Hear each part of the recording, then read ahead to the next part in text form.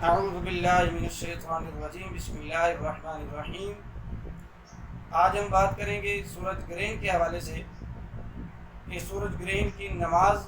کس طرح ادا کی جاتی ہے۔ تو سب سے پہلے میں ابتدا کروں گا حدیث پاک سے۔ بخاری شریف حدیث نمبر 1010 میں نبی پاک علیہ الصلوۃ والسلام کی ظاہری زندگی کے اندر جب سورج گرہن ہوا تو نبی پاک علیہ الصلوۃ والسلام کی کیفیت ایسی تھی، آپ کا انداز ایسا تھا کہ جیسے قیامت برپا ہو گئی ہے۔ کہ نبی پاک علیہ الصلوۃ والسلام آپ نے نماز کی تعلیم فرمایا کہ جب بھی سورج گرہن ہو یا چاند گرہن ہو، اور اس سے پہلے نبی پاک علیہ الصلوۃ والسلام جب سورج گرہن ہوا تو کریم آقا علیہ الصلوۃ والسلام کا صاحبزادہ، آپ کا لخت جگر جناب سیدنا ابراہیم رضی اللہ تعالی عنہ، آپ کا وصال ہو گیا تھا۔ تو لوگوں میں یہ مشہور ہونے لگا، لوگ باتیں کرنے لگے کہ نبی پاک علیہ الصلوۃ والسلام کا چونکہ صاحبزادہ دنیا سے رخصت ہوا ہے تو یہ سورج آپ کے غم کے اندر اس کو گرہن لگا ہے، یعنی آپ کے صاحبزادے کا غم منا رہا ہے۔ تو نبی پاک علیہ الصلوۃ والسلام نے فرمایا، اپنے صحابہ کو تعلیم فرمائی کہ بالکل ایسا نہیں ہے، بلکہ ان الشمس والقمر، کہ بے شک یہ چاند اور جو سورج ہیں یہ اللہ کی نشانیوں میں سے ایک نشانی ہیں، اور اللہ ان نشانیوں سے اپنے بندوں کو ڈراتا ہے۔ تو اس لیے یہ اللہ کی نشانیاں ہیں، اللہ اپنے بندوں کو آگاہ کرنا چاہتا ہے، ڈرانا چاہتا ہے۔ سورج گرہن کے حوالے سے جب چاند گرہن ہوتا ہے تو اس لیے جب ایسی کیفیت آ جائے، یعنی سورج گرہن ہو یا چاند گرہن ہو، تو صدقہ و خیرات کرنی چاہیے، اور نماز،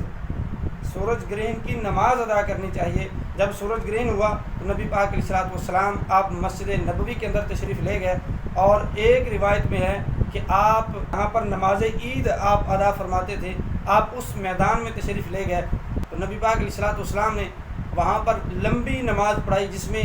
بہت لمبا قیام کیا، بہت لمبا رکوع کیا، بہت لمبا سجدہ کیا۔ تو اس انداز میں یہ آپ نے نماز پڑھائی، اور صحابہ فرماتے ہیں کہ آپ نے اس انداز میں نماز پڑھائی کہ پہلے کبھی ایسی نماز نہیں پڑھائی۔ اور دوسری بات یہ ہے کہ اگر انسان خود تنہا نماز پڑھے تو وہ آزاد ہے، وہ جیسے چاہے نماز پڑھ سکتا ہے۔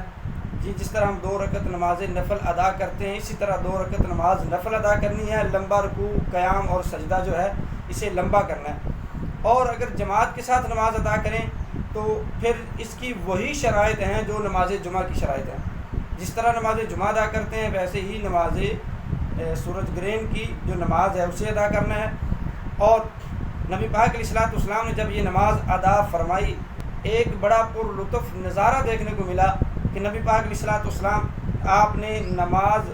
ادا فرمانے کے دوران، نماز پڑھاتے پڑھاتے میرے کریم نبی علیہ الصلوۃ والسلام نے آپ نے ایک قدم آگے رکھا اور آپ نے اپنا ہاتھ یوں بلند کیا۔ جب اپنا ہاتھ بلند کیا پھر اپنا ہاتھ واپس لے آئے تو صحابہ نے سوال کیا نماز کے بعد کہ یا رسول اللہ صلی اللہ علیہ وآلہ وسلم، یہ کوئی نیا طریقہ ہے نماز کا کہ آپ نے اپنا ہاتھ یوں بلند کیا اور پھر واپس لے آئے؟ نبی پاک علیہ الصلوۃ والسلام نے فرمایا کہ دوران نماز میں نے دیکھا کہ جنت کے اندر ایک انگور کا گوشہ لٹک رہا تھا، ایک خوشہ لٹک رہا تھا، تو میں نے چاہا کہ میں اسے توڑ لوں، لیکن پھر میں نے مناسب نہیں سمجھا، یہ مناسب جانا کہ جو غیب ہے وہ غیب ہی رہنے دیں، تو اس لیے میں نے اپنا ہاتھ واپس کھینچ لیا۔ تو اس حوالے سے یہ نبی پاک علیہ الصلوۃ والسلام کا یہ جو منظر ہے، نبی پاک علیہ الصلوۃ والسلام کا اختیار، آپ کی نگاہ کی وسعت، آپ کا دنیا میں رہتے ہوئے اپنا ہاتھ جنت تک لے جانا،